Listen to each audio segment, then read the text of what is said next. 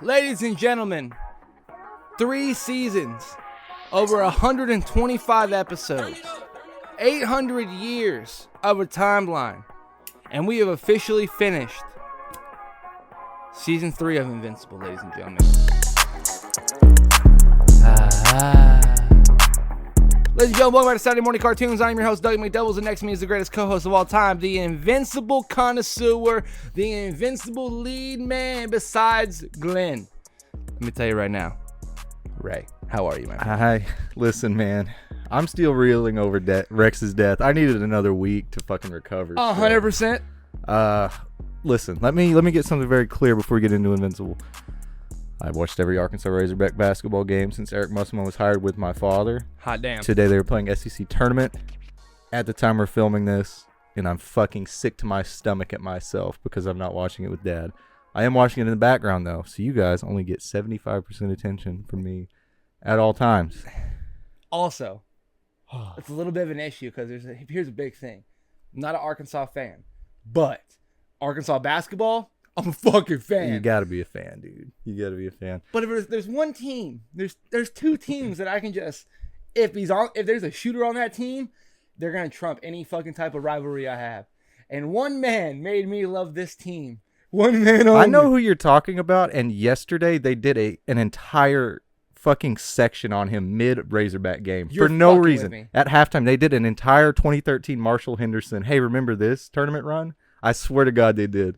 Good. Yeah, I know exactly what you're talking about. Because I am a huge Marshall Henderson fan. How could you not be? How crazy he was. SEC tournament legend. Legend. Dude. Sunday Out of Games is the same way. Oh, Marshall Henderson. Jimmer Fredette. Like, it's just. He would put up the ugliest 30 on you've ever seen and flip off the crowd on the way out. Like it was the best shit ever. Who was that white dude from last year? Jake Taylor or something like that? Oh, yeah, the dude that bombed the threes on Kentucky. Yeah, dude. Yeah. There's nothing better than March Madness white men because there's just. Oh my God, how dare you? There's just something about a white man shooting a 3 in a March Madness because he knows. Something about a mid-major with a shooter. Oh! Yep, something about someone that's been there 6 years. I want a 27-year-old shooting 14 three-pointers in the corner fucking 5 stars that are going to play in the NBA for 10 years. I inject it in my veins. 100%. I want it. I need it. Yeah, so today is Ole Miss versus Arkansas, and I am very excited for both teams. I hope they have a lot of fun, but...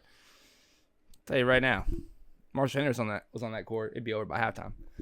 Ray wouldn't be watching it. That guy's a dog. Ray would have just been like, "Yeah, I guess we'll watch to see how much Marshall Henderson's going to score on us." Yeah, he's a dog. Now, enough of the basketball. Let's get into Invincible here. My thoughts. Yes, break it down. Let's flash back to. Take it back now, y'all. Before season 3 came out, I was talking to a good friend of the podcast, Brad. He's a wad. And I said, I know exactly where season 3 is going to end. I know the exact, I overuse it, I know the exact mic drop they're going to end season 3 on. And then flash forward to last week, and they end episode 7 on what I was sure was the season 3 finale. Yep. It was, to me, watching this episode... We watched the first episode of season 4 today. That's what we watched. We did not watch a finale to season 3. Last week we watched that. It was. Man, that makes a lot. That feels really. Yes. First of all, that fight, where Mark's trying to get up and his hair, the wave in his hair, that. Hot damn! That they used all the fucking budget from season 2 on that one fight scene. Dude. Like, I was so fucking impressed. It was. Dude, it was great. It was a good fight. It was an excellent fight. I mean, faithfully adapted. Mark fucking loses it. Eve resurrects. Oliver tries to get ripped in half, and he goes in really confident. And I don't know, like it was so faithful. But to me, nothing about that is like all of the buildup is just his arrival. Because, like, I know there's a lot of discourse about it. Invincible gets his ass kicked a fucking lot. Like, he wins that fight, but really... He loses that fight like 4 separate times before he gets bailed out. Leg is broken. Yes. So to me, like, stand ready for my arrival, Worm, is where you needed to end season 3. And we come in hot with this fight. Because to me, even like the Angstrom-Levy-Mark fight had way more animation budget than the Conquest Mark fight. To me, it wasn't even close. Like, it was a great fight. I really enjoyed it. Like, there was awesome shit that happened. The in Conquest the fight with Mark was more. You saw the locations more.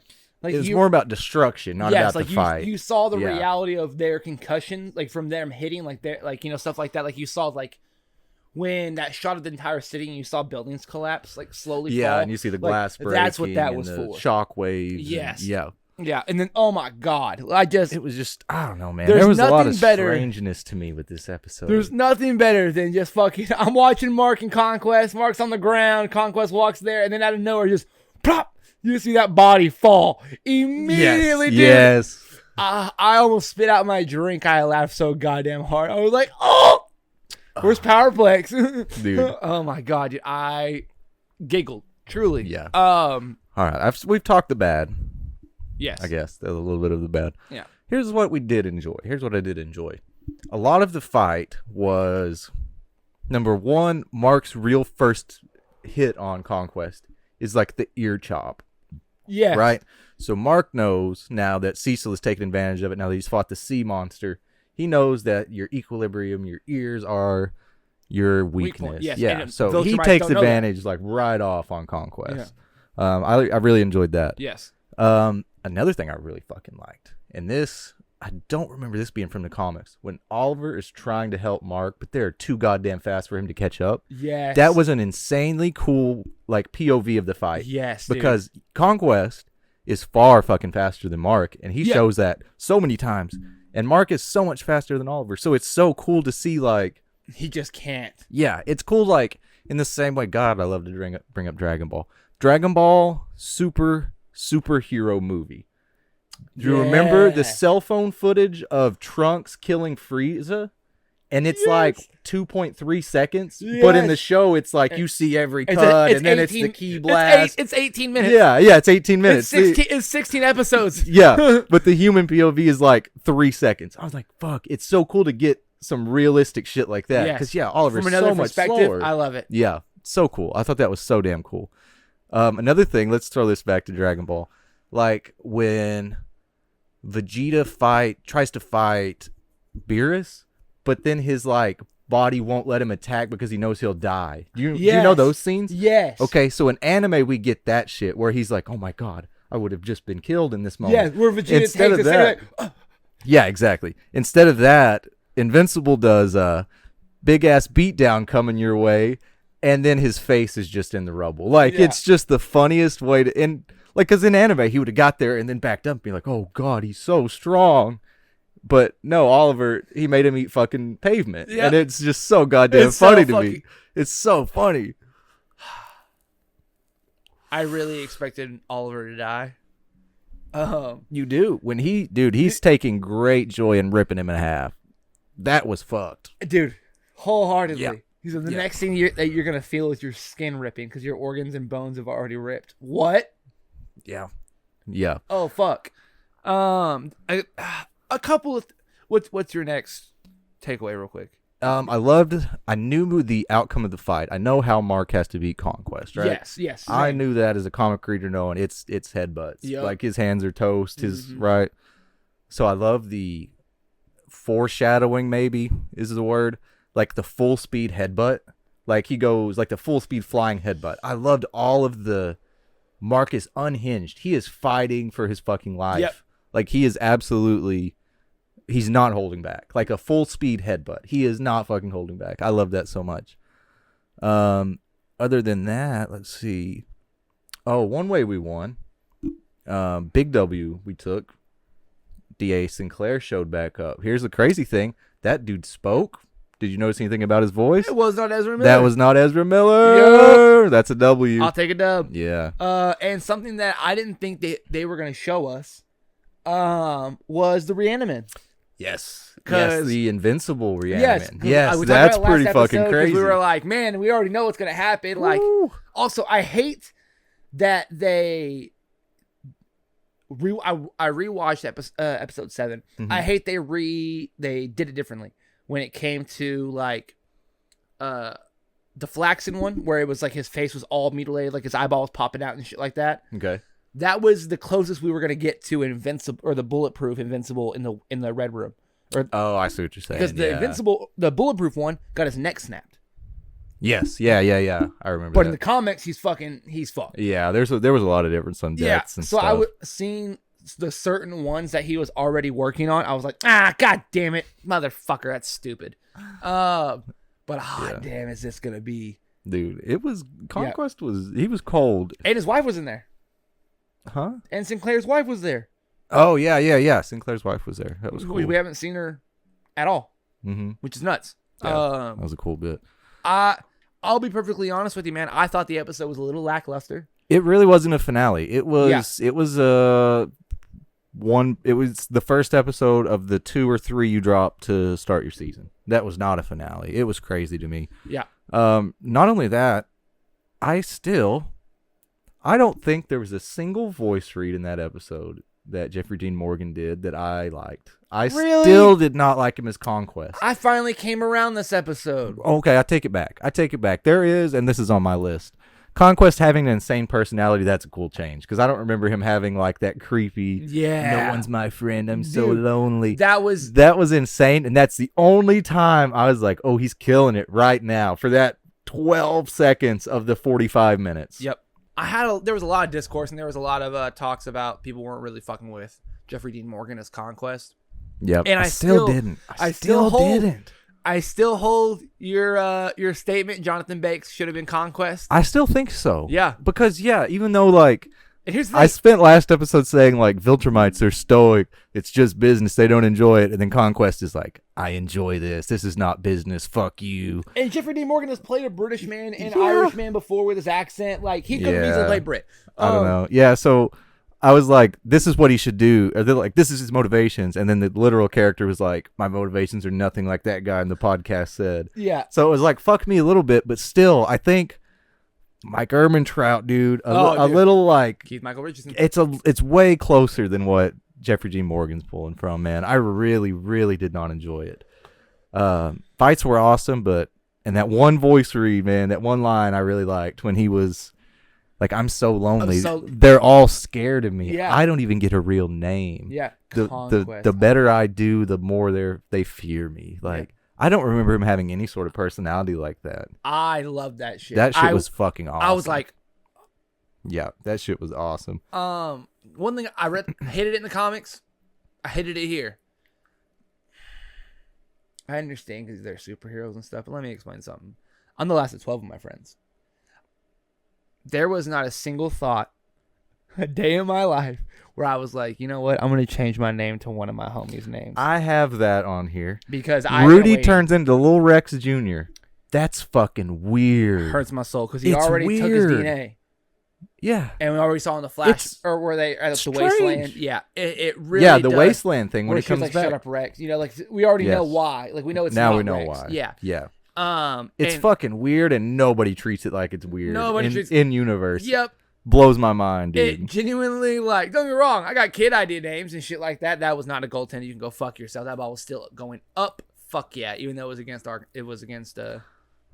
That is what it is. I got to just stop watching. I was watching, and then we went down 0-11. I looked away, and now it's a 4-point game. So I'm just going to watch the score. One of the white boys with the fucking headband came up and pulled a turnaround 3, and it went over the backboard. Mm-hmm.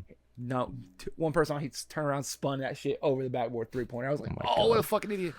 There are a few illusions in this episode. Yes. That I want to talk about, because you said you have watched videos of comic stories in the future, so it doesn't feel like I'm spoiling too much to talk about. So there were a couple of things said in this episode. Specifically, Conquest said something. Getting mad doesn't make you stronger, Mark. Wrong. That is just literally wrong, which he thinks he's right, because Viltrums don't have adrenaline. There it is. They don't have adrenaline. That is something that they lack. That is a difference between Viltrums and humans. Yep, and they don't. So Mark is the only. They don't know it exists. Mark is the only Viltrumite in the entire fucking world that gets stronger the more motivation and the madder he gets. Like, Conquest was just literally wrong, and it's just such a cool fucking allusion to, you know, how Mark really works. Like, he's invincible.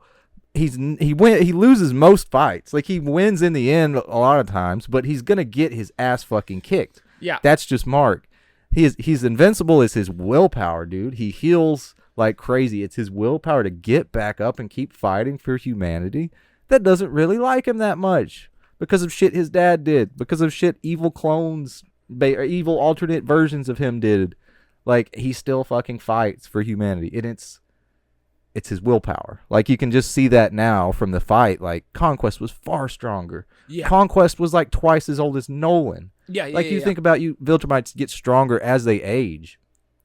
That's a bad Conquest is far fucking older than Nolan. Yep. You know, and Mark gets mad and gets stronger. He fucking, unlocks another form and just goes completely unhinged. Also, headbutts only. Like, yeah. Oh, dude, it's also, I love that to Conquest and the Viltrums, Nolan's dead. Yeah, well, to him, the timeline, when he left, he was to be executed. So, right. Yeah, he doesn't know the events that went down. Exactly. Yeah. So in his mind, he is correct. Yeah, Nolan's dead. Yeah. It's done with. Yeah, it was good. It was good. I liked that little illusion. The other one, pass that off. The other allusion to future storylines was Eve's death and then resurrection. Yes. You realize, oh fuck, she is far stronger than you realize. She is immortal. When she gets to the point of death, her powers override, and her body. her control of matter goes past that mental block that they installed in her, and she restores herself to some point. Yeah. Because I don't know if you saw the end when she took Mark's uniform off, and then it pans to his uniform and it's like melting. Did you see that point? Yes. It's kind of an illusion. That's a little bit that's coming up, is when she dies and resurrects, her powers aren't quite as good. She didn't build herself exactly back right or something. It's like her powers are a little bit fucky. That's going to be a little bit coming up. So it's a little bit of illusion, like, oh, she's never going to be able to die. And also, now her powers are a little weird. So it was cool to see just little crumbs, here and there of shit like that. Yeah, it hit fucking Conquest with a special beam cannon. Yeah, pretty sick. Yeah. I loved the hand-to-hand punch. Breaking Mark's hand, shattering Conquest's false hand. Dude. That shit was fucking just insane. Like the comic, I was so pumped. So good. So pumped. It was so good. I'm also a sucker for... Remember when Goku stood 2 feet on Nappa's head? I love the 2 feet standing kick or whatever, like driving them into the ground. Yes. Conquest doing that shit to Mark was A+. It was A+. It would have been perfect if he would have came down and did the fucking double knee drop like fucking Robin. Like Robin. Teen Titans. Yes. I would have loved that shit. Oh, that would have been great. I love that. Yeah, Conquest, he also doing I don't remember it happening in the comics, dude. Doing the fucking train scene part 2 with Mark. Fuck me. Using his face to kill people, flying him through cities. That shit was nuts, man. I did not expect anything like that. The fucking beach scene. The little kid getting his arm cut off. It was disgusting, bro. Oh, it was so bad. Oh, it was fucking insane. Oh, Cecil was killing me this episode, dude. He was just like, as far as I can see, the strongest fucking Viltrumite I've ever seen is kicking the shit out of the strongest fucking superhero we fucking have on this fucking planet. Yeah. And he was just losing. Are you kidding me? Of all goddamn fucking days.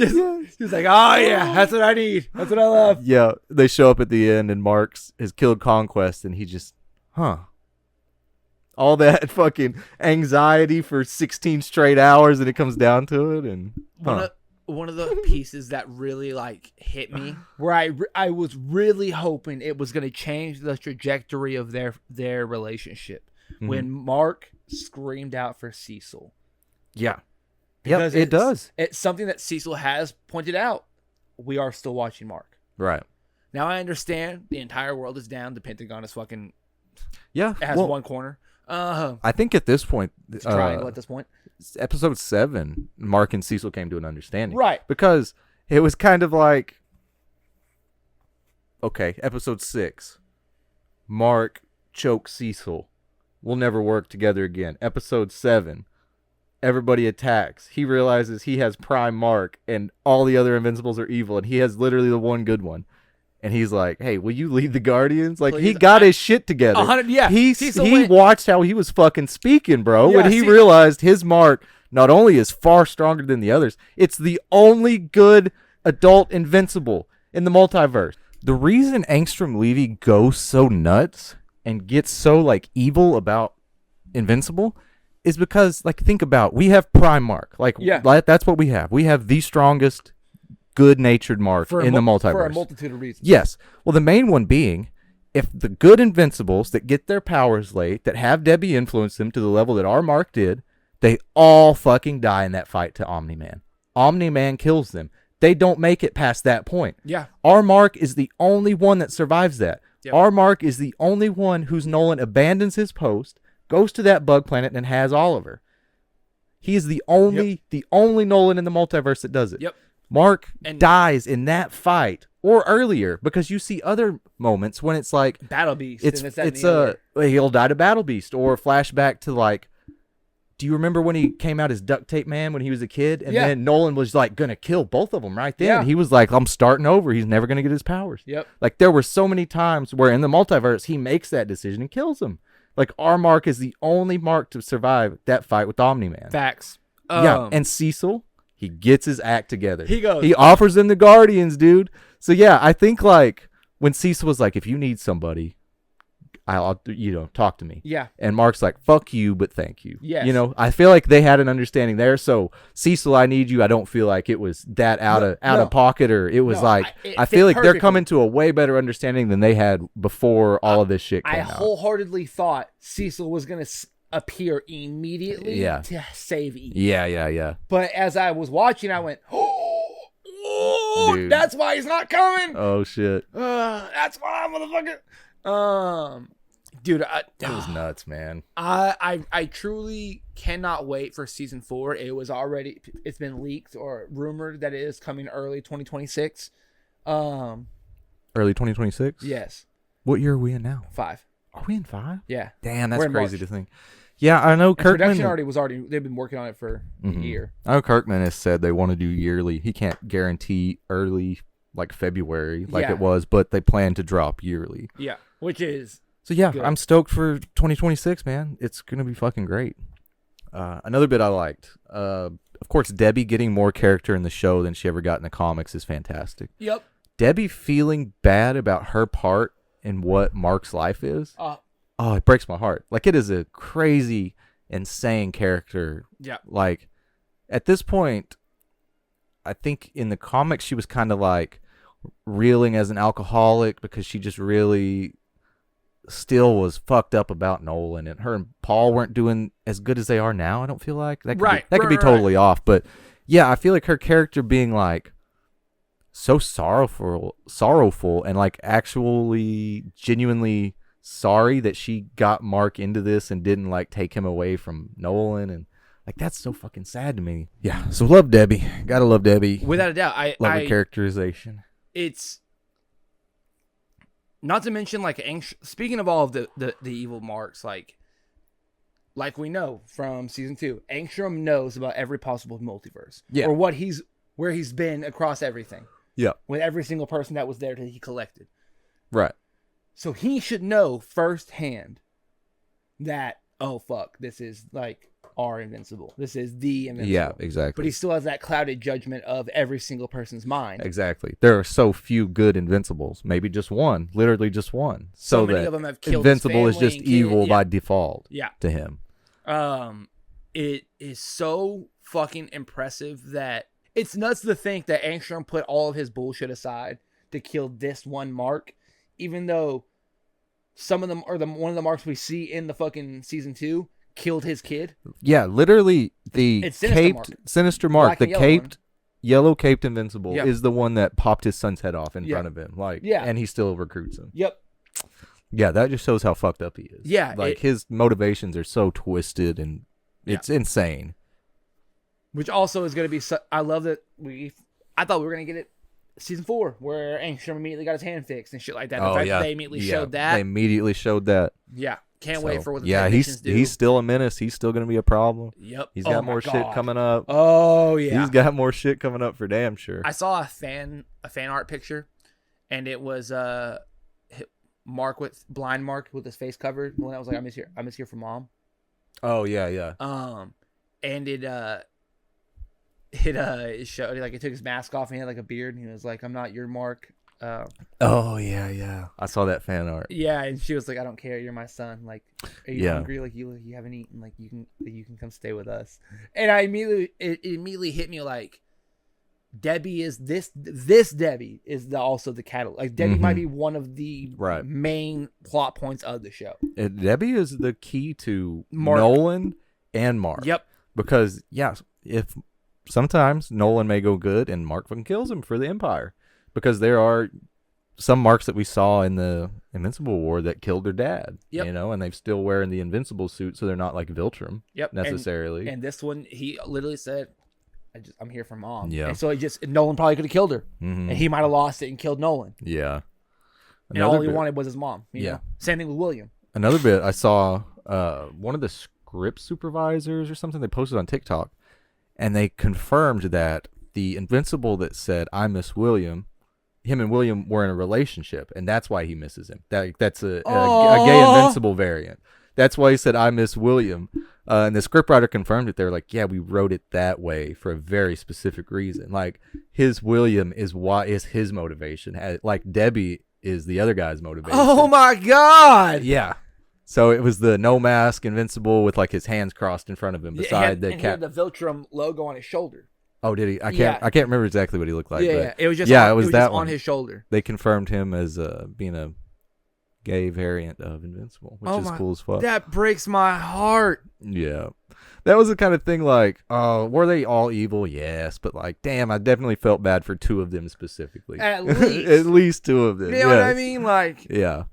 Next bit. Sequids are back. You talked about them. You said, when are they going to show up again? Yep. The bitches are coming season 4. Damn right. Other than that, Battle Beast teaser. He's in space. He got rescued.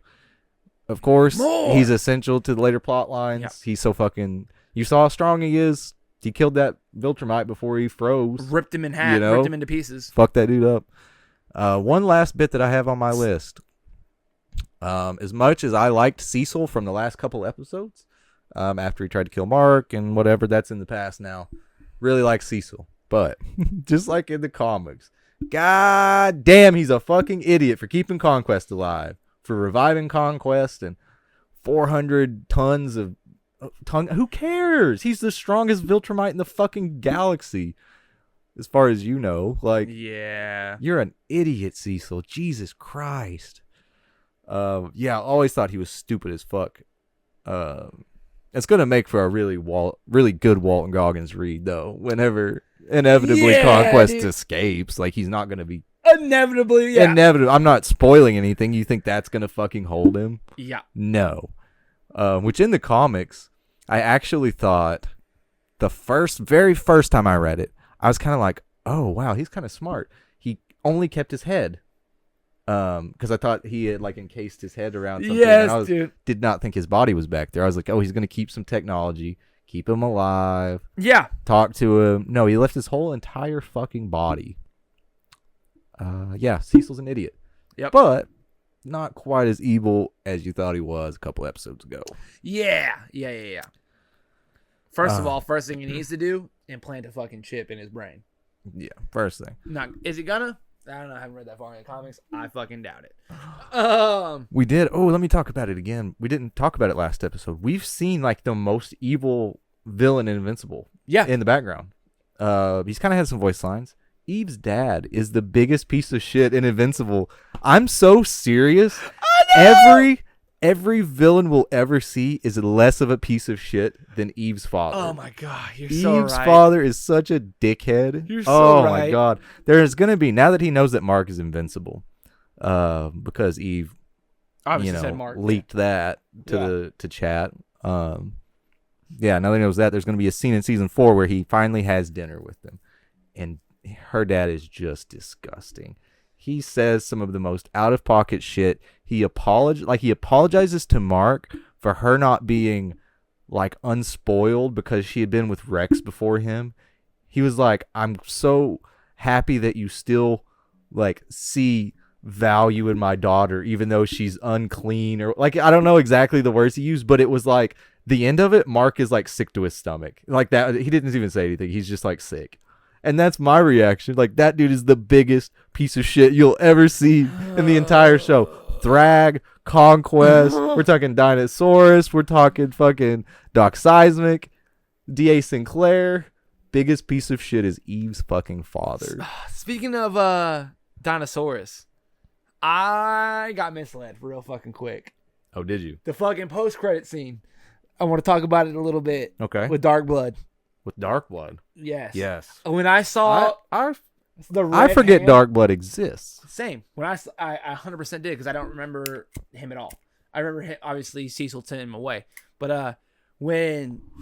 It's a really nice way to say it. Yeah. You banished him to hell. Yeah, send him away. Yeah. Farm upstate. Yep. Plenty when of I saw the space red to run. hand and the claw, I almost shit myself. Oh, you thought Dinosaurus. I went, oh, fuck, dude, dang it. Dude, I was not, my head wasn't there yet, but Dude, that's crazy. Yeah. Dude, I was it could have been fucking excited. I was like, these fuckers are crazy. I was like, I guess this is a good, whatever, cool. I thought we were going to see Nolan and Alan or something, or anything. If so much has been gone from both Donald and Cecil, you cocksuckers telling me that since Rec was a little kid, that you didn't keep a clone of him or any piece of him to bring him back? Yeah. Are you fucking kidding me? You worthless motherfuckers! Here's the thing. Ooh, let me talk about Rex. Yeah. So let's flash back. I've been doing this today. Okay, flashback season 2, we get a teaser trailer. And in that teaser trailer, you see not only Angstrom Levy in the other booth. You see you see Alan and Mark or whatever talking, and then you see the Doctor and young Eve. Yep. Okay, season 3 teaser trailer. You get Powerplex on one side, and the other side is very clearly young Rexplode. Battle Beast number 1 delayed at least. Unfortunate, but the hope that how do I say it? Obviously, like, this show is super popular right now. Right. Comics are as popular as they've almost ever been. Battle Beast number 1 is coming out to a lot of hype, dude. It just gives me hope, even though this is delayed a couple months. Gives me hope for like other shit in the Invincible universe, because obviously we've got tech jacket runs before. Obviously, Wolfman, anything like that. Yeah, Wolfman is. Has the Immortal Wolfman or the Amazing Wolfman, whatever his name is. Like, even the Guardians, he has a super long run. Yeah, the Guardians had a run. That's how we got Best Tiger. Yeah, that's how we got Best Tiger. Yeah, so there could be other shit coming in the future, like just based off how hyped this Battle Beast run is, how much fanfare there was for Tech Jacket showing up in the show. Like, yeah, look out for so much more shit coming. Like, not just the Rexplode special. Like I would love an alien comic run. It's like a 8 episode or 8 comic book run series of just Alan the alien. Yeah. Of him just going through like visiting planets, like testing their fighters, trying to get the coalition of planets, trying to exactly. Something like that could be like really, really cool. Without a doubt, or get us like a fucking Team comic. Yeah, that'd be awesome, dude. Where it's like him or Rex and Eve first meet each other.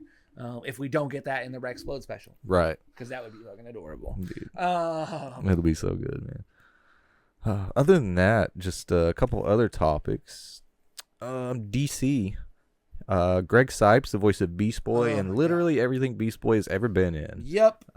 He has announced that he's been diagnosed with early onset Parkinson's disease. Devastating. It's devastating. Parkinson's is not a disease that you recover from. It is just something that you kind of live with until the end, Yeah. So it's fucking devastating. He's an absolute legend in the voice acting game, absolute legend to DC fans and cartoon fans. But yes, he is Beast Boy. He is the embodiment of Beast Boy. Yeah, without a doubt. It is our hearts and thoughts and prayers go out to Mr. Cipes. Absolutely. Legend. It's fucking devastating. Absolute legend. Ugh. A little bit of other DC news. James Gunn has kind of been quiet since they announced all of the animated Slade, and then he had all the news about Superman and the Puppy Bowl and Crypto and short films and all that. So all he's really said recently, he just kind of shared a text exchange he had with Jason Momoa. So he says, on the anniversary of Lobo, I can't help but think of a text I received from Jason Momoa on the morning it was announced Peter and I were the heads of DC Studios. The day Jason and I first discussed him joining DCU as Lobo. I've loved watching Jason bring him to life and can't wait to share that with all of you. Yes, they show a picture of Lobo, but then they show the text conversation. And this is just it's just the most buddy message ever. It's so Jason Momoa. Jason Momoa said, fucking Lobo? And James Gunn replied, dude, I've said you should be Lobo for years. No lie. It's so good. I love directors are just like us. God. Like, dude, he should be fucking Lobo. You know what I mean? I love that. I love that. He was over there working on Guardians fan casting. Yeah, Lobo. Dude. That's incredible. 100%. I love it. Oh, so awesome. I fucking love this shit, dude. You know what's something I also love? What's that? Spider-Man. I do love Spider-Man. We do love Spider-Man. We do love some Spider-Man news every now and then. Yeah. It is officially announced that Sadie Sink from The Whale with Brendan Fraser, or you might know her from her most famous role in Stranger Things, has officially been cast in Spider-Man 4. Who is she gonna play? There is no real name yet on what she could be, but there are fan rumors that if Zendaya does not come back, that this could be the new Mary Jane, an actual MJ. Yes. Oh. Or it will be Jean Grey from the X-Men. Oh, okay. Where we could possibly get one of our first tie-ins where this X-Men universe they'll be the young kid, it'll be the first class, but they'll be younger, and they'll where we'll get Jean Grey, where we'll realistically be going to college, or like something like that, where like Peter's going, because Peter's always still trying to go to college. I hadn't seen that one. The only one I've seen was Speedball. They said that she could play a little like minor part as a villain. That would be adorable if they made her Speedball. I would have zero issue with it. That's the other one I've seen. Jean Grey, that makes way more sense. I mean, or MJ. Let Cameron Dove be fucking Speedball. She'd be much better at it. Dude, I'm excited. I don't know where the fuck they're gonna go with Spider-Man 4, but cheers. Have you caught up on Daredevil yet? I haven't been able to watch a single episode yet. Then we will bring Daredevil to life for next episode then, my friend. Ladies and gentlemen, I hope you enjoyed this podcast episode. I have been Dougie McDoubles as Ray McFlurry. The Invincible series has officially come to an end for Season 3. Season 4 is apparently rumored to come in 2026. Please stay tuned for everything we have coming out. Backyard Baseball franchise is apparently supposed to end soon. I think we got 37 more games left. We'll see how it goes. More recaps, more reactions coming very soon. More Ty episodes, Brad episodes. And please remember, drink water, be safe, and we'll see you guys next time.